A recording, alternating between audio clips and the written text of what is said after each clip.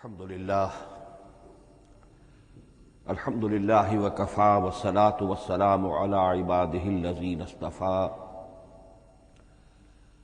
خصوصاً علی افضلہم وخاتم النبیین محمد الامین وعلی آلہ وصحبہ اجمعین اما بعد فاعوذ باللہ من الشیطان الرجیم بسم اللہ الرحمن الرحیم رب اشرح لی صدری ویسر لی امری واحلل عقدۃ من لسانی یفقہوا قولی اللہم ربنا آنس وحشتنا فی قبورنا وارحمنا بالقرآن العظیم اللہم اجعلہ لنا اماما ونورا وہدى ورحمہ اللہم ذکرنا منہ ما نسینا وعلمنا منہ ما جہلنا وارزقنا تلاوتہ آناء اللیل وآناء النہار واجعلہ لنا حجتا یا رب العالمین آمین۔ کل دو نشستوں میں تعارف قرآن کے ضمن میں جن عنوانات پر گفتگو ہو چکی ہے ان میں سے ایک تشنا رہا قرآن حکیم کی ترتیب اور تقسیم۔ اس کی تدوین کے بارے میں گفتگو ہماری مکمل ہو چکی تھی کہ قرآن حکیم کی تدوین 3 مراحل میں مکمل ہوئی۔ اولاً خود حضور صلی اللہ علیہ وسلم نے اللہ تعالی ہی کے حکم سے قرآن مجید کو مرتب کر دیا اور اس مرتب شکل میں امت کو منتقل کیا۔ ترتیب معین ہو چکی تھی، لیکن وہ کتابی شکل میں ما بین الدفترین جمع نہیں ہوا۔ اس کے بعد دوسرا مرحلہ آیا حضرت ابوبکر صدیق رضی اللہ تعالی عنہ کے عہد خلافت کے دوران، جب بہت سے حفاظ شہید ہو گئے جنگ یمامہ میں، تو تشویش پیدا ہوئی کہ قرآن حکیم کو کتابی شکل کے اندر مرتب بھی کر لیا جائے، جمع کر لیا جائے۔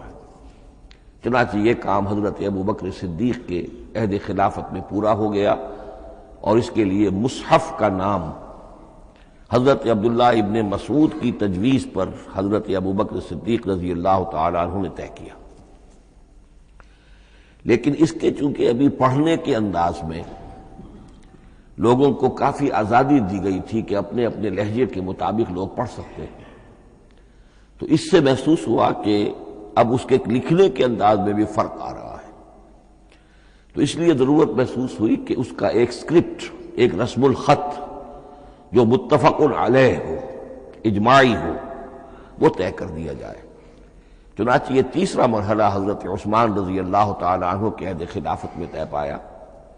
اسی لیے اس کو اب مصحف عثمانی کہتے ہیں، اس لیے کہ وہ رسم الخط اب ہمیشہ ہمیش کے لیے طے ہے۔ اس کے آفیشل نسخے تیار کیے گئے، اور بڑے بڑے شہروں میں جو بھی اس وقت اس مسلمان ممالک تھے ایک ایک نسخہ بھیج دیا گیا، اور باقی نسخے جو ہیں وہ تلف کر دیے گئے۔ تو اس طریقے سے گویا کہ ربع صدی کے اندر اندر یہ تینوں مرحلے جو ہیں مکمل ہو گئے ہیں، اور جیسا کہ میں نے عرض کیا سب تسلیم کرتے ہیں کہ جو قرآن آج ہمارے پاس ہے وہ وہی ہے بعینہ جو محمد الرسول اللہ نے اپنی امت کو دیا تھا۔ البتہ جہاں تک قرآن کی ترتیب اور تقسیم کا تعلق ہے، بعض باتیں تو میں بیان کر چکا ہوں، ان کا صرف اجمالی اعادہ کروں گا۔ نمبر 1 یہ کہ قرآن کی جو بیسک یونٹ ہے، بنیادی اکائی، وہ آیت ہے۔ آیت کو ہم جملہ نہیں کہہ سکتے، آیت کو ورس نہیں کہہ سکتے، مصرع نہیں کہہ سکتے، اس کی اسی اصطلاح کو ہمیں ریٹین کرنا ہوگا۔ آیتیں چھوٹی بھی ہیں، بڑی بھی ہیں۔ آیتیں صرف حروف مقطعات پر بھی مشتمل ہیں اور مرکبات ناقصہ پر بھی مشتمل ہیں، پورے جملے کی ایک آیت بھی ہے، اور کئی جملوں پر ایک آیت بھی مشتمل ہے۔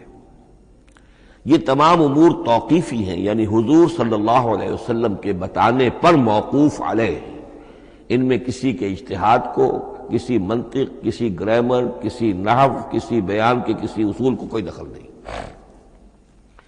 جہاں تک آیتوں کی تعداد کا تعلق ہے وہ مختلف فی ہے، وہ اتفاقی نہیں ہے، اس لیے کہ 6,500 کے لگ بھگ آیات ہیں۔ فرق کیوں ہے؟ ایک بڑا فرق تو اس وجہ سے واقع ہو جاتا ہے کہ تمام سورتوں کے آغاز میں جو آیت بسم اللہ لکھی ہوئی ہے اس کے ضمن میں ایک اختلاف ہے کہ آیا ہر مرتبہ اس آیت کو کاؤنٹ کیا جائے یا نہ کیا جائے۔ صرف ایک سورت ہے سورہ توبہ جس کے شروع میں آیت بسم اللہ نہیں ہے، باقی 113 سورتوں کے آغاز میں بسم اللہ لکھی ہوئی ہے۔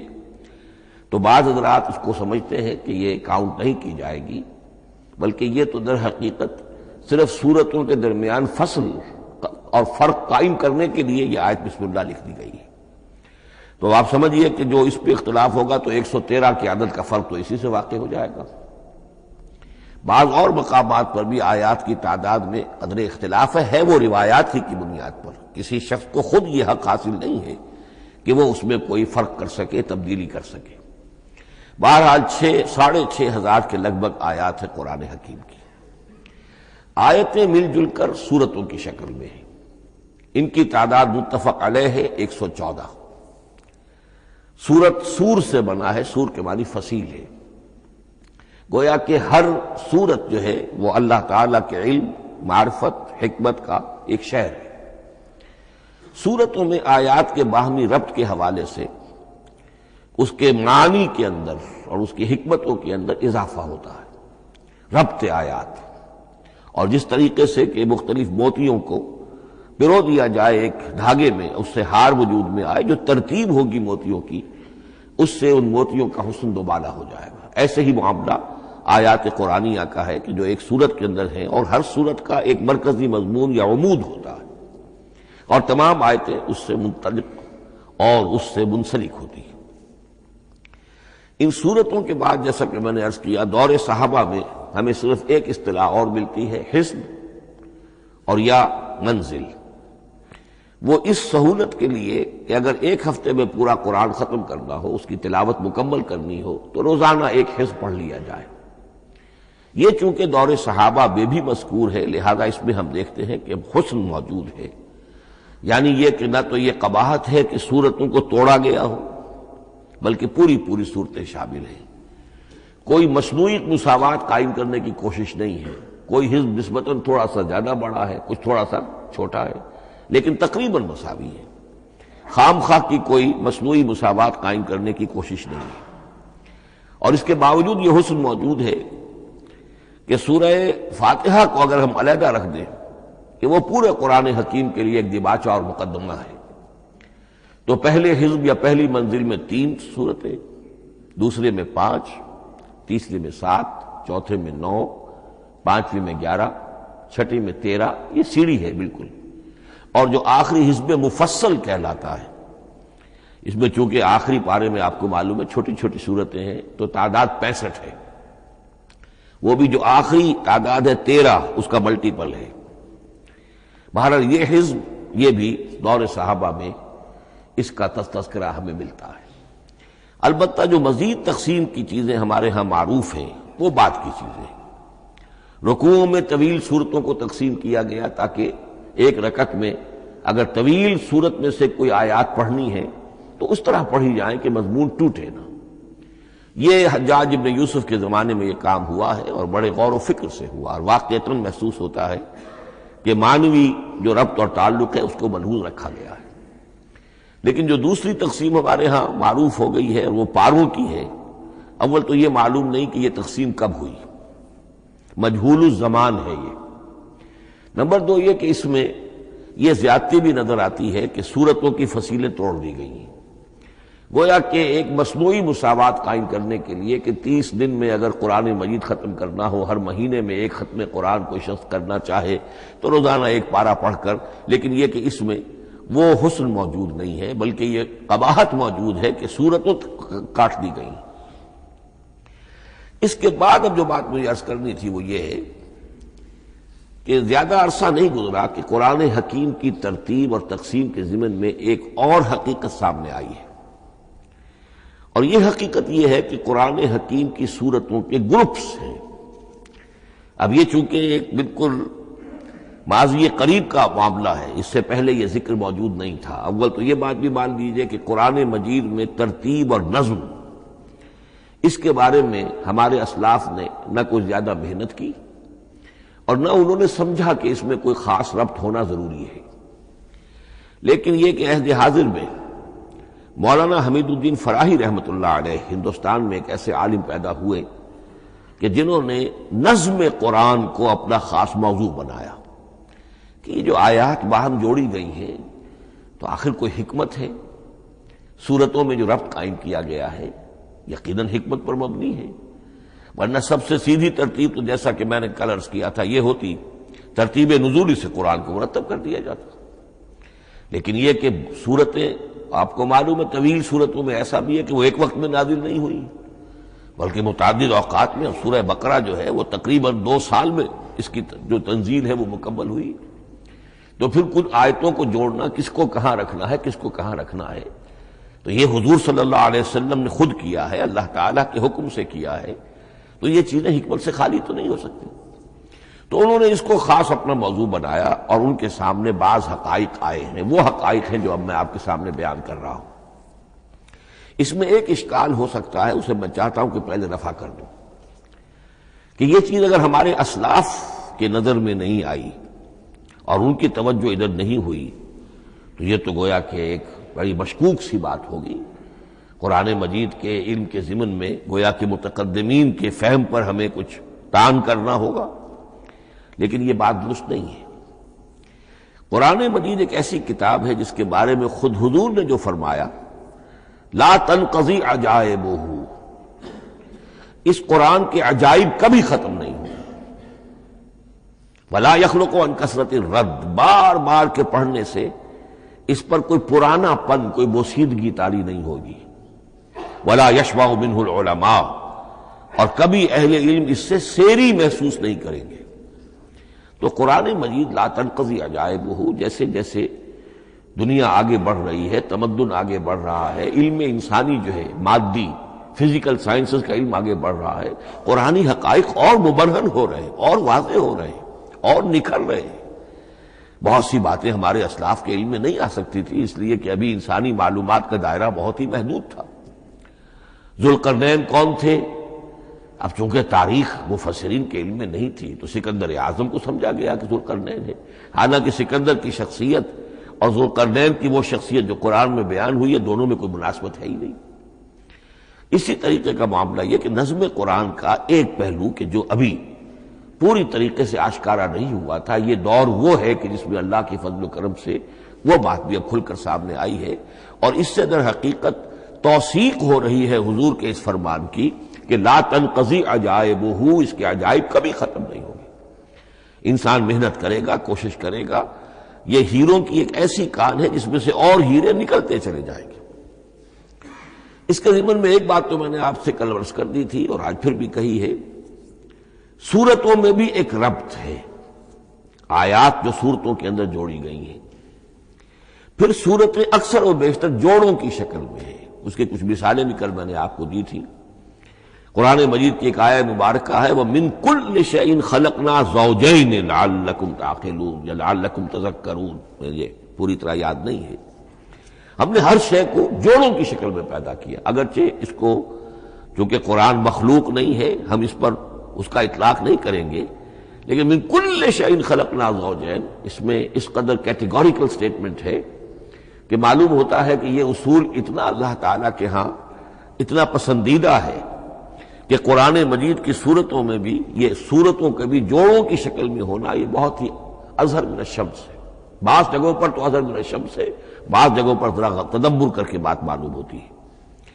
البتہ کہیں کہیں آپ کو نظر آئے گا کچھ منفرد صورتیں بھی ہیں، اور ان میں سے بعض یا جب دوران ترجمہ یہ چیزیں آئیں گی تو اب میں صرف اس وقت حوالہ دے سکوں گا، بڑی تیزی سے ہمیں چلنا ہوگا۔ اس وقت میں چاہتا ہوں کہ ذہن میں یہ حقائق بیٹھ جائیں۔ بعض جگہوں پر آپ دیکھیں گے 3 صورتوں کے گروپ ہیں، ان میں سے 2 کے مابین تو نسبت زوجیت کامل ہے، بلکہ یہ سمجھ لیجئے نسبت زوجیت کہتے کس کو ہے؟ 2 چیزیں مل کر کسی مقصد کی تکمیل کریں،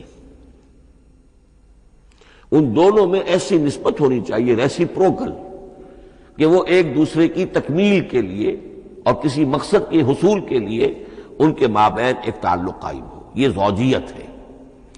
اسی طریقے سے قرآن مجید میں جب صورتیں آتی ہیں جوڑوں کی شکل میں، تو کسی مضمون کا ایک رخ وہ ایک صورت میں آ جائے گا، اس کا دوسرا رخ دوسری صورت میں آ جائے گا، اور دونوں مل کر جسے ہم کہتے ہیں تصویر کے دونوں رخ، وہ رخ مکمل ہو جائیں گے، بات پوری ہو جائے گی۔ البتہ بعض جگہوں پر ہے کہ تین صورتوں کے سب گروپس ہیں۔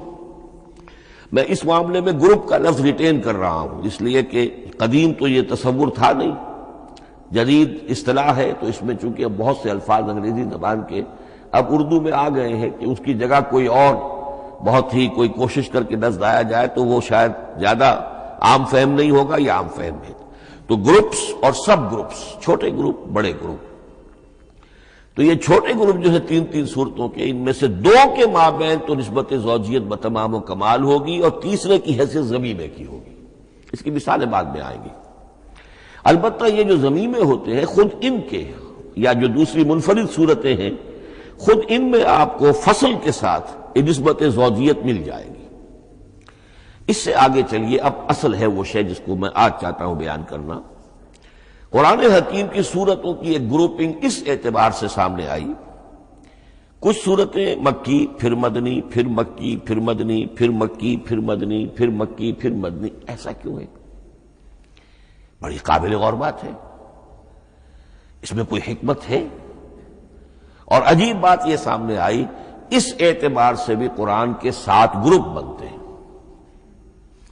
ہر گروپ میں ایک یا ایک سے زائد مکی صورت، اور پھر ایک یا ایک سے زائد مدنی صورتیں، ایک گروپ پورا ہو گیا۔ دوسرے گروپ میں پھر ایک یا ایک سے زائد مکی صورت، پھر ایک یا ایک سے زائد مدنی صورتیں، وہ پھر گروپ مکمل ہو گیا۔ یہ گروپ بھی قرآن حکیم میں 7 ہیں۔ یہ گروپ جو ہے قرات کے لیے نہیں ہے، یہ گروپ جو معنوی تقسیم ہے، غور و فکر کے اعتبار سے، کہ ہر گروپ کا ایک عمود ہے، ایک مرکزی مضمون ہے، اور جس طریقے سے صورتیں دو مل کر ایک مضمون کی تکمیل کرتی ہیں، اسی طرح ہر گروپ کی مکی اور مدنی صورتیں مل کر ایک بڑے مضمون کی تکمیل کرتی ہیں۔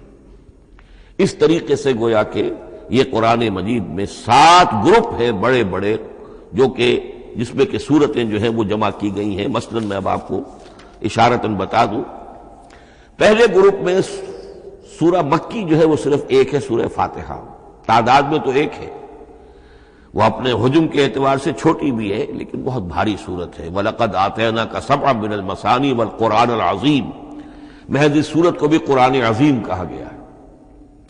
لیکن ایک صورت مکی سورہ فاتحہ، پھر 4 طویل ترین صورتیں مدنی، بقرہ، آل عمران، نساء، مائدہ۔ دوسرے گروپ میں 2 صورتیں مکی، 2 مدنی، الانعام، الاعراف مکیات، الانفال، التوبہ مدنیات۔ تیسرا گروپ چلتا ہے، 14 صورتیں مسلسل چلی جا رہی ہیں مکی، سورہ یونس سے، سورہ یونس، سورہ ہود، سورہ یوسف، سورہ رعد، سورہ ابراہیم، چلتے جائیے، سورہ ہجر، سورہ نحل، سورہ بنی اسرائیل، سورہ کہف، سورہ مریم، سورہ طٰہٰ، سورہ انبیاء، سورہ حج اور سورہ مومنون، 14 صورتیں۔ اب آئی ایک مدنی صورت، سورہ نور۔ یہ تیسرا گروپ مکمل ہو گیا۔ چوتھے گروپ میں بھی یہی بات آپ کو نظر آئے گی۔ الفرقان سے سورہ سجدہ تک 8 صورتیں مکی ہیں، اور پھر ایک صورت آتی ہے سورۃ الاحزاب، وہ مدنی ہے۔ اب یہ جو ایک ایک صورتیں آئی ہیں، سورہ نور اور سورہ احزاب، ہر شخص کو اندازہ ہو جائے گا یہ آپس میں جوڑے کی شکل رکھتی ہیں، ان کے مضامین بہت ایک دوسرے سے مشابہ ہیں، بہت مشابہ ہیں، لیکن یہ کہ وہ اس طریقے کا جوڑا نہیں ہے کہ اسی گروپ میں ان کا جوڑا موجود ہو، اس کا جوڑا جو ہے وہ دوسرے گروپ میں ہے۔ پھر آئیے 5واں گروپ ہے، سورہ سبا سے احقاف تک، یہ 13 صورتیں مکی ہیں، اور پھر سورہ محمد صلی اللہ علیہ وسلم سے سورۃ الحجرات تک 3 صورتیں مدنی ہیں، یہ کل 16 صورتیں ہیں۔ چھٹے گروپ میں سورہ قاف سے سورہ واقعہ تک 7 صورتیں، یہ مکی ہے، اور سورہ حدید سے سورہ طلاق تک 10 صورتیں مدنی ہیں، یہ 17 صورتیں ہیں۔ آخری جو ہے وہ سورۃ الملک سے سورۃ الاخلاص تک 46 صورتیں، اور سورہ معوذتین جو ہے یہ 2 ہے کہ جو مدنی ہے۔ بعض کا اس میں اختلاف ہے، وہ میں بعد میں عرض کروں گا، لیکن جو میری رائے ہے وہ میں آپ کے سامنے رکھ رہا ہوں۔ اس طریقے سے یہ 7 گروپ جو ہیں قرآن مجید میں سورتوں کے وجود میں آئے۔ ہر گروپ کا ایک مرکزی مضمون ہے۔ مثلا پہلے گروپ کا مرکزی مضمون شریعت ہے۔ سورہ فاتحہ میں اہدنا الصراط المستقیم، اے اللہ ہمیں سیدھا راہ دکھا، سیدھے راستے کی ہدایت بخش۔ اب وہ سیدھا راستہ کیا ہے؟ شریعت خداوندی، شریعت الہی، اور شریعت مکمل ہو جاتی ہے ان 4 صورتوں میں۔ شریعت محمدی کا جو بلو پرنٹ ہے، ابتدائی خاکہ جو ہے، وہ آپ کو سورہ بقرہ میں ملے گا، اور اس کی جو تکمیلی صورتیں ہیں، تکمیلی احکام ہیں، وہ سورہ مائدہ۔ اس کے علاوہ اس گروپ میں جو زیادہ زور ہے وہ سابقہ امت مسلمہ سے گفت و شنید۔ سابقہ امت مسلمہ میں یہودی اور نصارہ دونوں شامل ہیں۔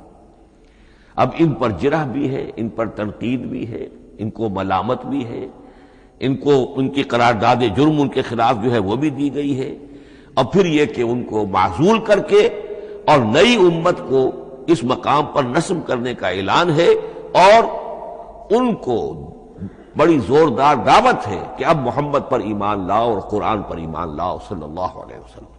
یہ پہلا گروپ ہے۔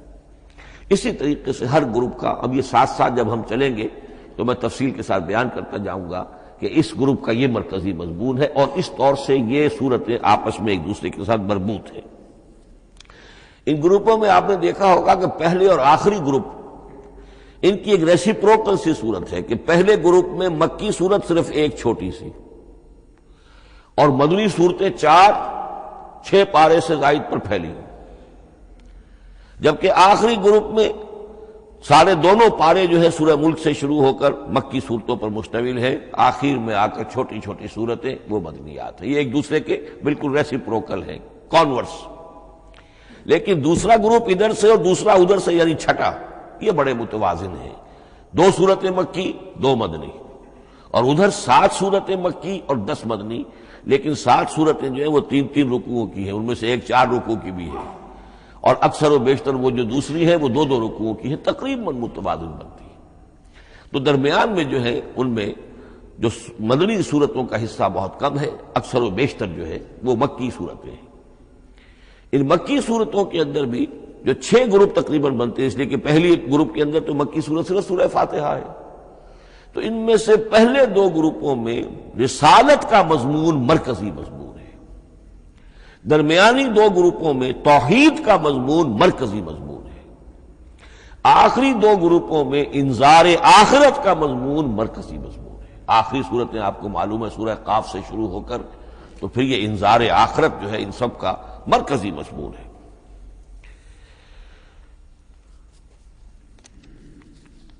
مدنی قرآن جو ہے یہ بھی آپ نوٹ کر لیجئے کہ کل قرآن کا 1/3 ہے تقریباً، اور اس 1/3 کا 2/3 پورا کا پورا پہلے گروپ میں آ گیا ہے۔ سورہ بقرہ، سورہ آل عمران، سورہ نساء، سورہ مائدہ۔ باقی تو پھر جا کے سورہ احزاب، سورہ نساء، پھر 3 چھوٹی صورتیں، پھر آخر میں 2 بہت چھوٹی چھوٹی صورتیں، سورہ انفال اور سورہ توبہ۔ لیکن یہ کہ یہ 2/3 جو ہے مدنی قرآن کا حجم بالکل پہلے ہی اس گروپ کے اندر آ گیا ہے۔ اس کی بھی حکمت ہے، کیوں مدنی صورتوں کو پہلے رکھا گیا؟ میرے علم میں نہیں ہے کہ اس موضوع پر کسی شخص نے گفتگو کی ہو سوائے محمد مارمڈیوک پکتھال کے۔ میرے علم کی حد تک ہو سکتا ہے کہ کسی اور مفسر نے، کسی محقق نے کوئی بات کہی ہو اس سے بھی زیادہ وزنی کہی ہو، لیکن میرے علم کی حد تک مارمڈیوک پکتھال نے اپنے ترجمہ کیا ہے انگریزی میں، اس کے دیباچے میں اس موضوع پر گفتگو کی ہے، بہت ہی عمدہ بات کہی ہے۔ انہوں نے کہا کہ جب یہ قرآن نازل ہو رہا تھا تو اصل اہمیت ایمان کی تھی، پہلے لوگ ایمان لائیں، اور پھر جو ایمان لائے ان کو پھر احکام دیے گئے کہ یہ کرو اور یہ نہ کرو، یہ حلال ہے، یہ حرام ہے، یہ فرض ہے، وغیرہ وغیرہ۔ لیکن جب ایک امت وجود میں آ گئی، امت کے وجود میں آنے کے بعد اب نسلاً مسلمان پیدا ہو رہے ہیں، ان کے ہاں اب ضرورت پہلے اسلام کی ہے، چاہے بچہ چھوٹا ہی ہے، پہلے اسے احکام سکھائے جائیں گے. بچہ چھوٹا ہی ہے، نماز پڑھنی سکھائی جائے گی. بچہ چھوٹا ہی ہے، روزہ رکھنا سکھایا جائے گا. تو امت کے اس طرح تشکیل پا جانے کے بعد اب اصل اہمیت جو ہے وہ احکام کی ہو گئی ہے. احکام اب مقدم ہے اور ایمان کا معاملہ جو ہے وہ اس کے بعد مؤخر ہے. کوئی شخص بالغ ہوگا، ذہین ہوگا، فطین ہوگا، غور و فکر کی صلاحیت سے اگر اللہ تعالیٰ نے اسے بہرور کیا ہوگا پھر وہ حقیقت ایمان تک رسائی حاصل کرے گا. ورنہ یہ ہے کہ عام ایک مسلمان جو ہے اسے جہاں تک احکام کا تعلق ہے ان پر تو عمل کرنا ہی ہے. تو یہ بڑی میں سمجھتا ہوں کہ ذہانت پر مبنی بات ہے کہ جو محمد مارملیوک پکتھال نے کہی ہے اور مجھے اس سے اتفاق ہے. اب آئیے اگلا معاملہ، اگلی بحث، اگلا موضوع. قرآن کا موضوع کیا ہے؟ کیا قرآن فلسفے کی کتاب ہے، سائنس کی کتاب ہے؟ کیا یہ جیولوجی کی کتاب ہے، فزکس کی کتاب ہے، کس چیز کی کتاب ہے؟ تو پہلی بات یہ سمجھیے، قرآن کا موضوع ہے انسان،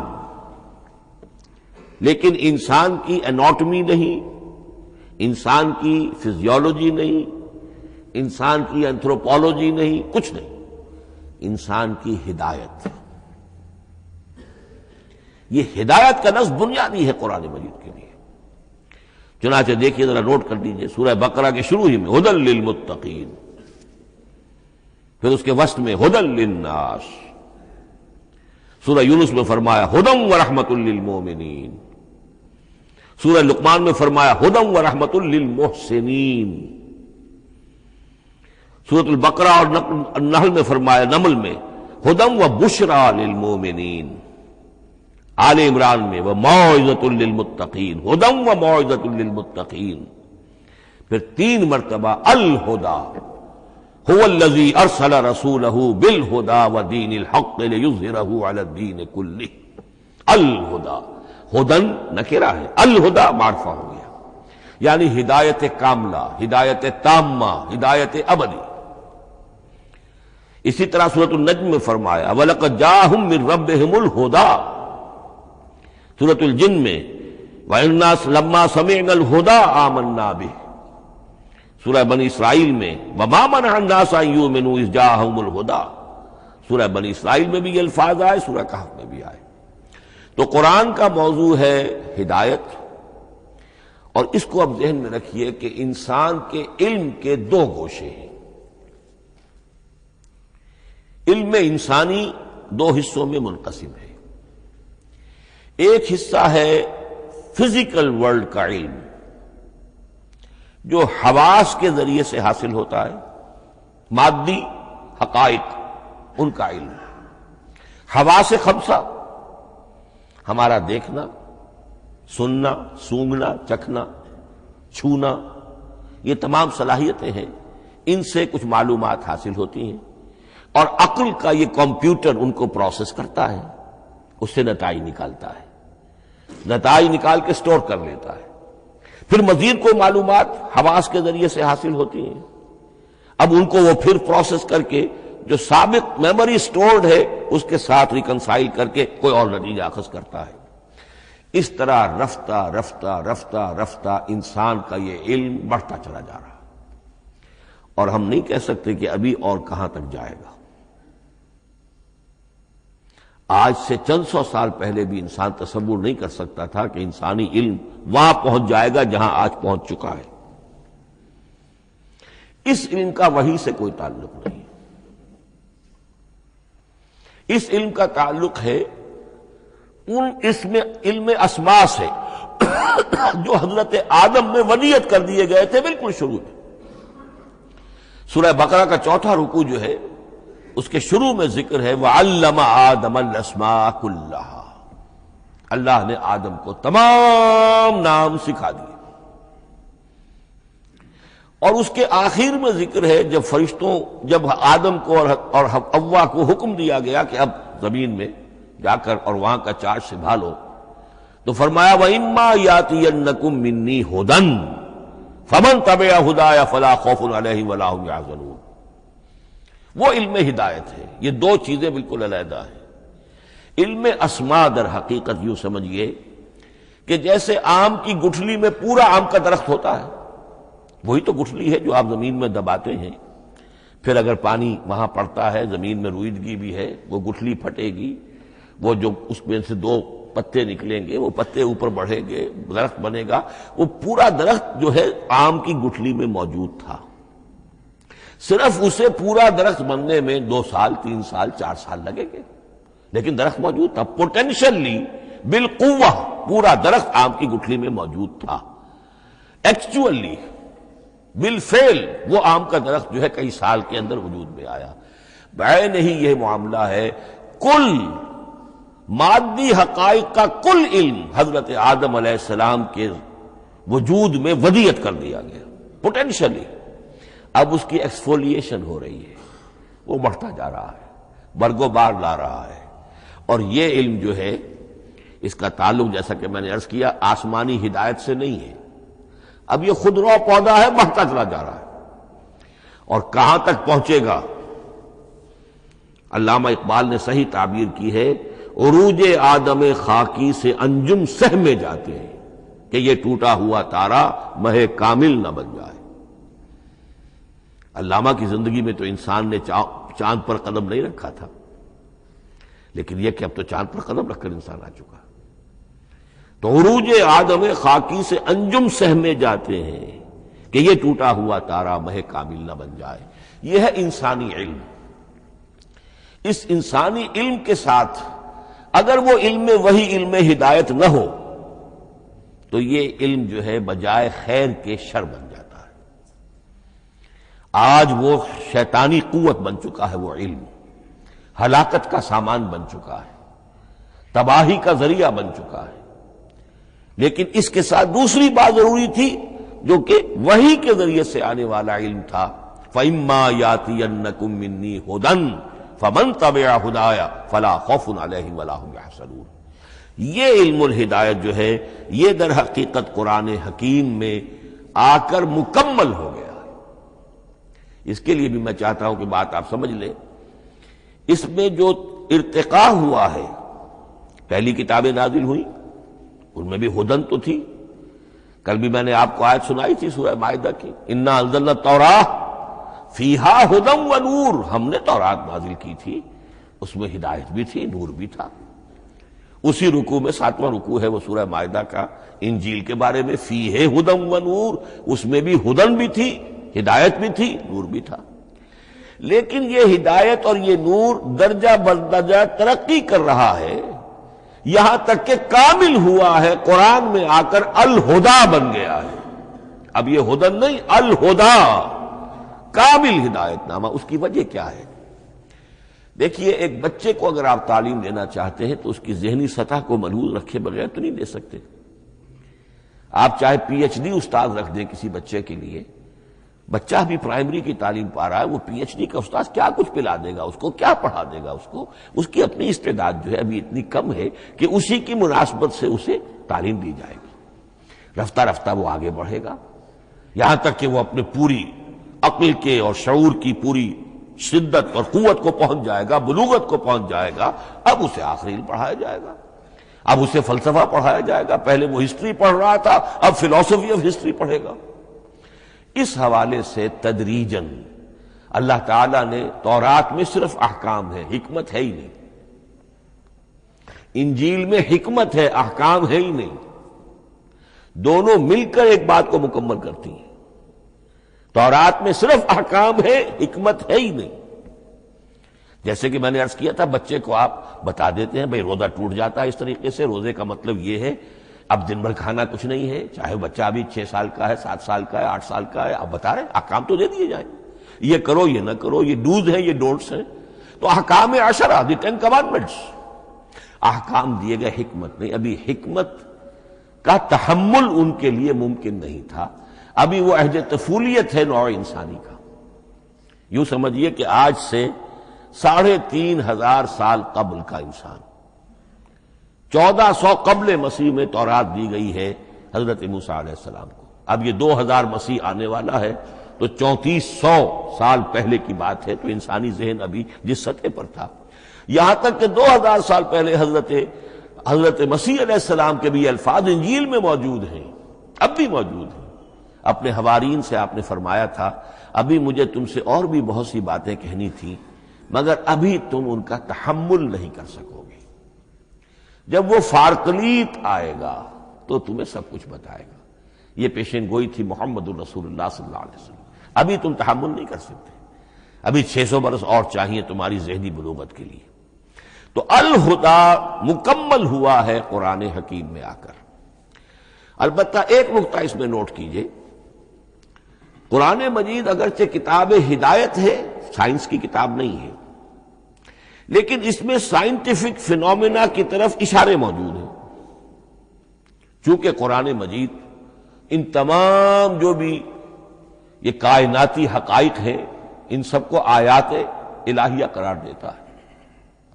ان فی خلق السماوات والارض واختلاف اللیل والنہار والفلک التی تجری فی البحر بما ينفع الناس وما انزل اللہ من السماء من ماء فاحیا به الارض بعد موتها وبث فیہا من کل دابۃ وتصریف الریاح والسحاب المسخر بین السماء والارض لآیات لقوم یعقلون۔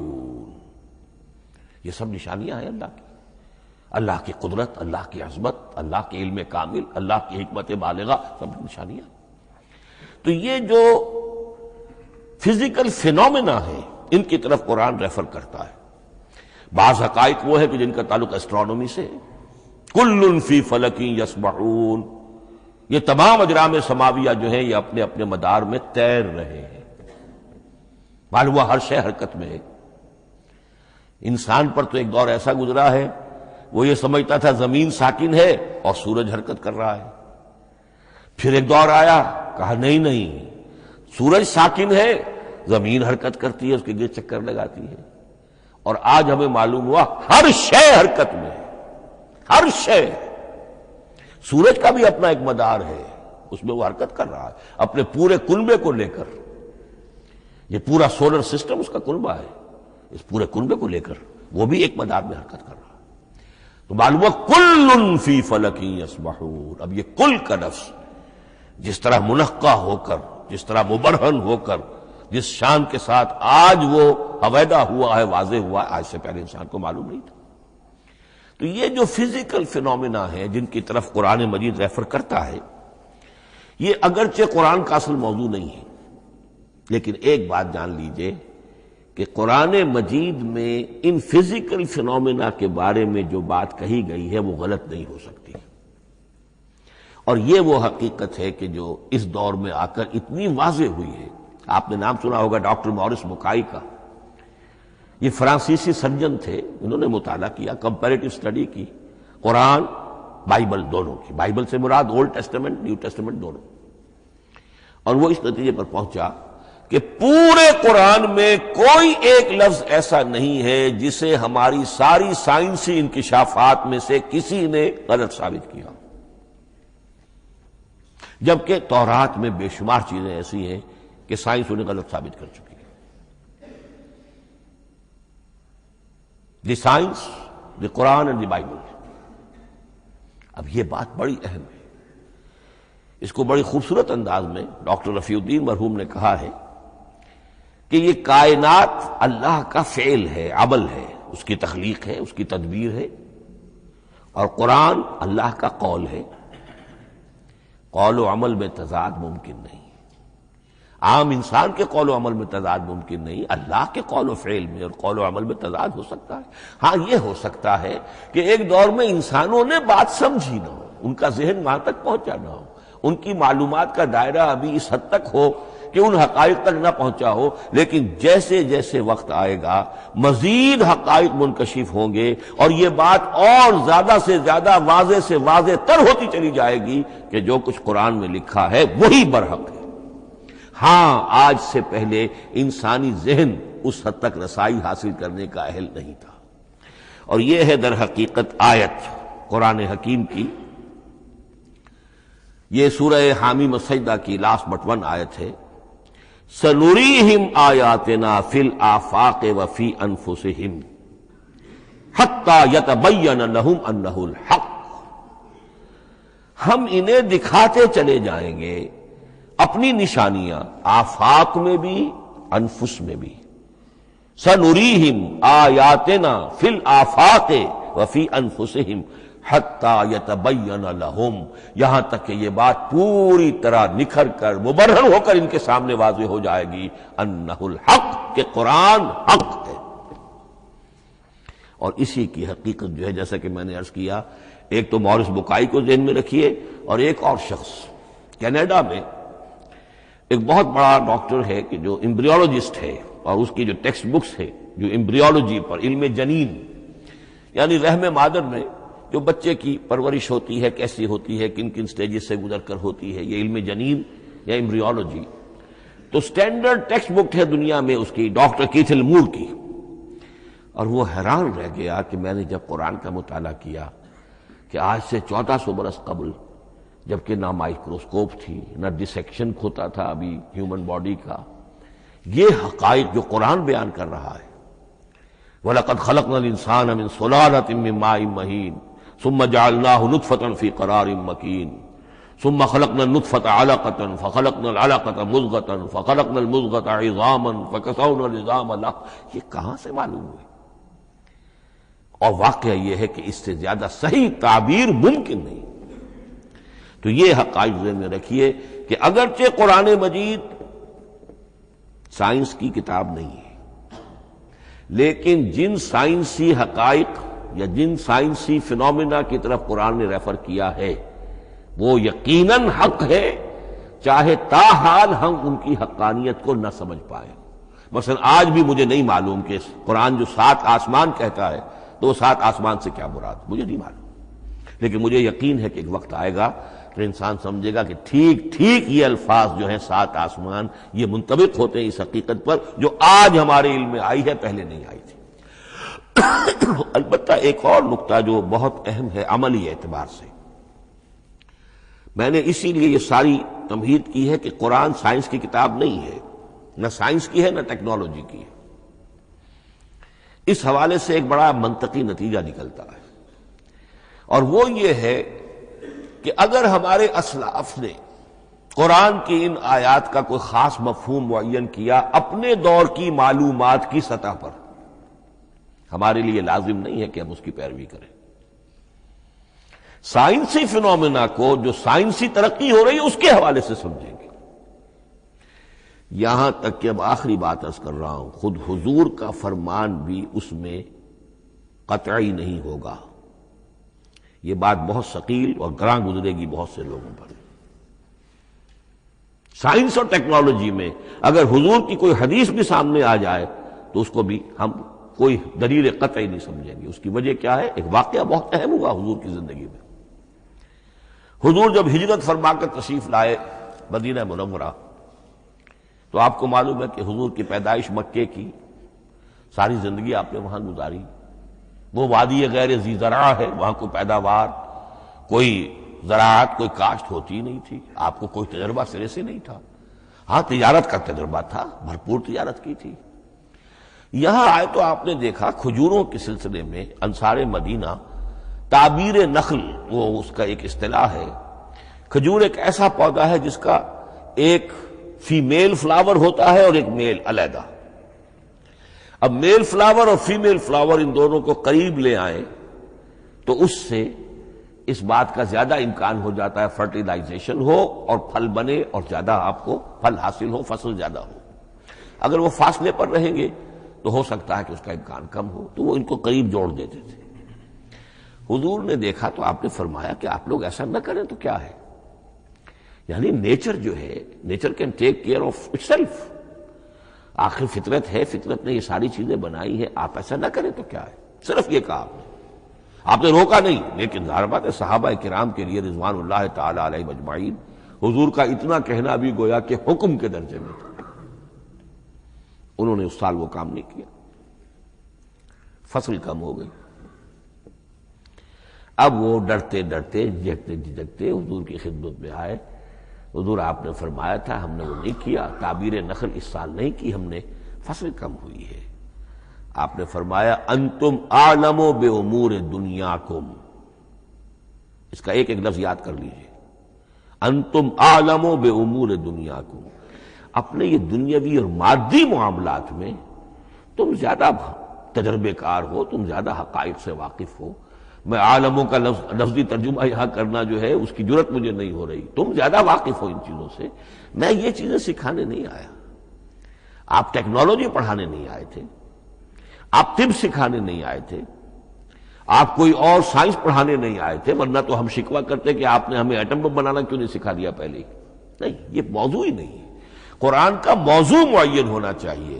قرآن کا موضوع انسان کی ہدایت، اس ہدایت کے لیے جس قدر اس کو ضرورت ہے علم کی کہ وہ جو یہ فزیکل فینومینا ہیں ان کے حوالے سے بھی ہدایت حاصل کرے، اس حد تک ان کا تذکرہ ہے۔ لیکن یہ یقین اور ایمان ہونا چاہیے کہ قرآن مجید کے الفاظ میں جو شے مضمر ہے وہ کبھی غلط ثابت نہیں ہوگی۔ یہ ہو سکتا ہے کہ قرآن کی کسی آیت کا کوئی مفہوم ہمارے اسلاف نے 1000 برس پہلے یا 600 برس پہلے سمجھا ہو اور وہ مفہوم غلط ثابت ہو جائے، وہ ایک علیحدہ بات ہوگی، لیکن قرآن مجید کا ٹیکسٹ جو ہے اس کے اندر کہیں ایسی بات نہیں آ سکتی۔ اب آئیے فہم قرآن کے اصول۔ ظاہر بات ہے کہ اس موضوع پر اصول تفسیر پر کوئی مجھے تفصیلی اس وقت گفتگو کرنے کا موقع تو نہیں ہے، البتہ یہ کہ 7 گنتی کر کے چیزیں نوٹ کر لیجئے کہ جس سے قرآن مجید کے فہم میں سہولت حاصل ہوگی۔ پہلی بات وہ جو کسی درجے میں پہلے بھی سامنے آ چکی ہے، قرآن کا اسلوب استدلال منطقی نہیں ہے، فطری ہے۔ ایک ہوتا ہے منطق کی گتھیوں سے اور منطق کے اصولوں سے اور منطق کی دلیلوں سے بات ثابت کی، یہ نہیں۔ قرآن فطرت انسانی کے مطابق بات کرتا ہے۔ ایک ان پڑھ شخص بھی قرآن کو اپنے سے دور یا اپنے آپ کو قرآن سے دور نہیں سمجھے گا اگر ذرا سا وہ قرآن کو سمجھ سکتا بس۔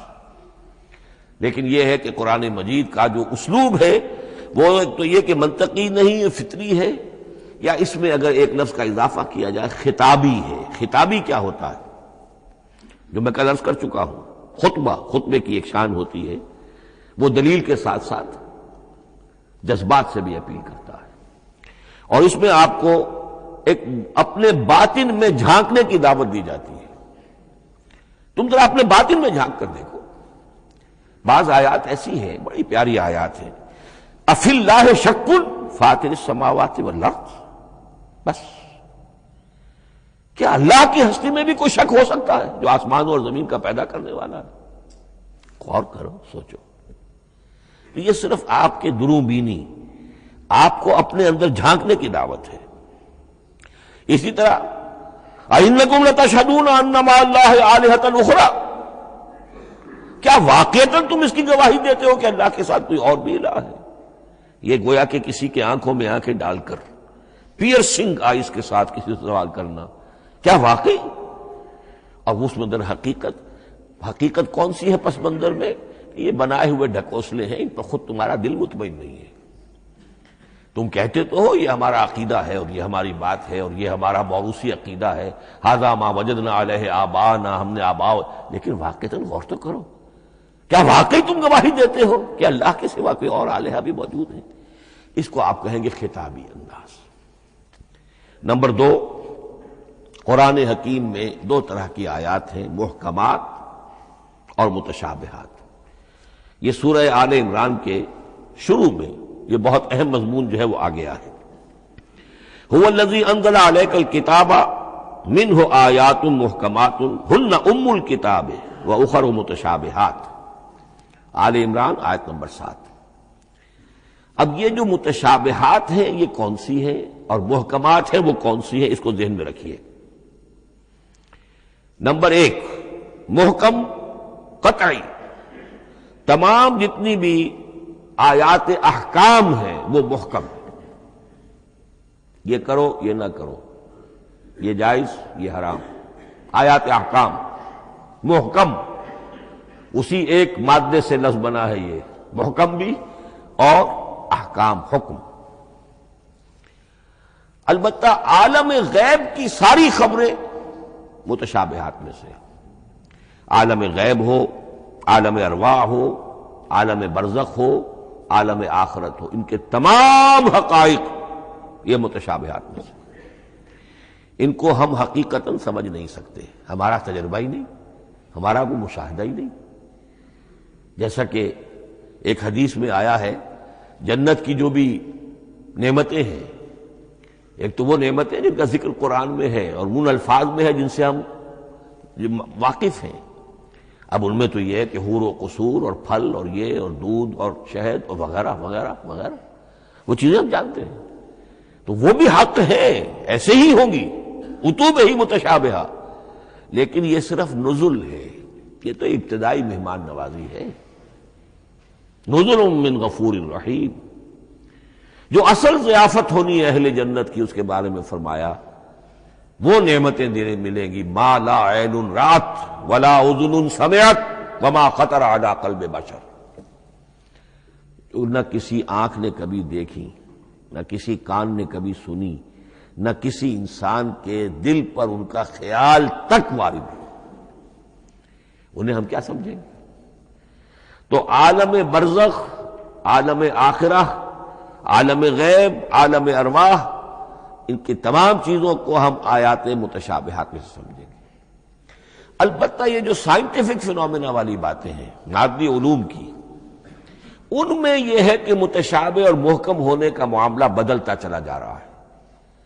جب تک وہ ہمارا سائنسی علم وہاں تک نہیں پہنچا تھا، وہ آیت ابھی متشابہ تھی، سمجھ میں نہیں آ رہی تھی، لیکن اب جب کہ وہ بات وہاں پہنچ گئی اور کھل گئی بات، اب معلوم ہوا کل فی فلک یسبحون، اب یہ آیت محکمات میں آ گئی، اب یہ وہ بات نہیں رہی کہ جس کا صحیح مفہوم سمجھنا ہمارے لیے مشکل ہو۔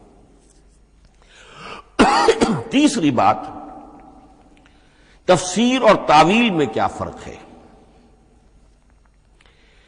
تفسیر کا عام طور پر لفظ استعمال ہوتا ہے لفظی طور پر، الفاظ کی بحث، نحوی بحث، قواعد گرامر جو ہے ان کے حوالے سے جو بحث کی جائے گی وہ تفسیر ہے،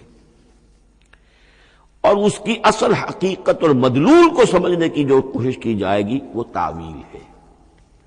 تو یہ دو الفاظ جو ہیں یہ مختلف ہوں گے، تفسیر اور تعویل۔ نمبر 4، تعویل عام اور تعویل خاص، یہ بہت اہم موضوع ہے۔ دیکھیے قرآن مجید نازل ہوا ایک خاص ٹائم اینڈ سپیس پس منظر میں، آج سے 1400 برس قبل 610 عیسوی سے لے کر 632 عیسوی تک نازل ہوا، حجاز میں نازل ہوا۔ اس کی ایک اولین مخاطب قوم تھی، وہ ان پڑھ قوم تھی، امی قوم تھی، پڑھے لکھے شاذ الشاذ کالمعدوم کے درجے میں تھے، وہاں فلسفے کا سوال نہیں، کوئی منطق کی بات نہیں، کچھ بھی نہیں، اور اولین مخاطب وہی ہیں، اور جو بھی حالات ہیں اس وقت کے ان کے حوالے سے بات کی جا رہی ہے۔ اب قرآن مجید کی ہر آیت پر اولاً غور ہوگا اس اعتبار سے، جب یہ نازل ہوئی ہے تو اس کا اس وقت کیا مفہوم سمجھا گیا،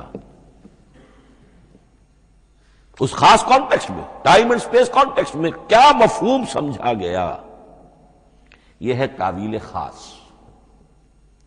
لیکن اب دوسری طرف دیکھیے، یہی کتاب ہدایت ہے ابد الآباد تک کے لیے، اسی کتاب کو 20ویں صدی عیسوی کے انسان کے لیے بھی ہدایت نامہ بننا ہے۔ اگر دنیا طویل ہے اور 500 برس تک ہے تو 25ویں صدی عیسوی کے انسان کے لیے بھی ہدایت نامہ یہی کتاب بننی ہے۔ یہ عرب کے امیین کے لیے ہدایت نامہ تھی تو ایران کے فلسفیوں کے لیے بھی تو ہدایت نامہ تھی۔ لہذا ان الفاظ کے اندر یہ قرآن کے اعجاز کا وہ پہلو ہے جو بہت نمایاں ہے کہ ان الفاظ کے اندر کہ جو ایک خاص کانٹیکسٹ میں نازل ہوئے اور اس وقت ان کا ایک معین مفہوم سمجھا گیا، انہی میں وہ عموم بھی موجود ہے کہ اسی سے ہمیشہ کے لیے ہدایت اخذ کی جا سکتی ہے۔ اس کو ہم کہیں گے تعویل عام، اس کانٹیکسٹ سے ذرا نکال کر اب اس آیت کے الفاظ، اس کا در و بست، اس کا ما سبق، اس کے بعد ما بعد، سیاق و سباق، اس کے حوالے سے بیٹھ کر بات کی جائے۔ تعویل خاص میں شان نزول پیش نظر رہے گا، تعویل عام میں اس آیت کے الفاظ، ان کا در و بست اور آیت کا سیاق و ثبات یہ زیادہ زیر بحث رہے گا. تو معلوم ہوا کہ یہ دونوں چیزیں اپنی اپنی جگہ اہم ہیں. نہ تو انسان صرف تعویل خاص تک اپنے آپ کو محدود کر لے. اگر وہ کرے گا تو گویا کہ وہ صرف اس دور کا قرآن پڑھ رہا ہے، آج کا قرآن وہ نہیں پڑھ رہا. قرآن کے اندر تو واقعتاً یہ شان ہے کہ میں جس کے لیے الفاظ یہ استعمال کیا کرتا ہوں کہ ہر دور کے افق پر ایک خورشید تازہ کے مانند طلوع ہوگی یہ کتاب. معلوم ہوگا آج کا قرآن ہے، یہ ہمیں آج ملا ہے قرآن، اور گویا کہ آج جو ہمیں مسائل درپیش ہے ان کا حل ہے جو یہ قرآن پیش کر رہا ہے. یہ اس کا اعجاز ہے، یہ اس کا کمال ہے. اس اعتبار سے نوٹ کیجئے تعویل خاص اور تعویل عام، یہ الفاظ چونکہ بار بار دورہ ترجمہ آئیں گے تو اس لیے میں نے ان اصطلاحات سے چاہا کہ آپ واقف ہو جائیں. ایک اور اس میں بات سمجھنے کی ہے تذکر اور تدبر. قرآن سے بنیادی ہدایت حاصل کر لینا، اس کے لیے قرآن انتہائی آسان ہے. وَلَقَدْ يَسَّرْنَا الْقُرْآنَ لِلذِّكْرِ فَهَلْ مِن مُدَّكِرٍ. ذرا سی انسان کو عربی آتی ہو کہ براہ راست قرآن کا مفہوم آپ کے ذہن اور قلب پر نازل ہوتا چلا جائے. بس قرآن کا اصل جو پیغام ہے، جو اس کی اصل ہدایت ہے، اس کی تمثیل یوں سمجھیے کہ سمندر میں اگر کوئی آئل ٹینکر جو ہے ٹوٹ جائے تو میلوں جو آئل ہوتا ہے وہ سطح سمندر کے اوپر پھیل جاتا ہے، سطح پر رہے گا، نیچے تو جائے گا نہیں. تو یوں سمجھیے کہ قرآن مجید کا جو لب لباب ہے، لب لباب وہ اس کی سطح پر موجود ہے. لیکن اس کے یہ مطلب نہیں ہے کہ صرف سطح ہی سطح ہے، اس کی گہرائی فیتم لس، اس کی گہرائی وہ ہے کہ جس کی کوئی حد نہیں. اب اس کے لیے تعمق، گہرائی میں غوطہ زنی کرنا، قرآن میں ہو غوطہ زن اے مرد مسلمان، اس کے اعتبار سے یہ دنیا کی مشکل ترین کتاب ہے. اچھی طرح سمجھ لیجیے، اس کی تہ تک پہنچنا ممکن ہی نہیں. غلطی سے ہم کبھی کبھی کسی شخص کی مدح کرتے ہوئے کہہ دیتے ہیں فلاں شخص کو قرآن پر بڑا عبور حاصل ہے. ایک عالم دین نے یہ الفاظ میرے بارے میں کہہ دیے تھے، میں نے فوراً ٹوک دیا. میں نے کہا آپ کیا، یہ قرآن کی آپ نے گویا کہ قرآن مجید کی شان میں گستاخی کی ہے، قرآن کی توہین کی ہے. عبور کہتے ہیں ایک کنارے سے دوسرے کنارے کو چلے جانا، دریا عبور کر لیا.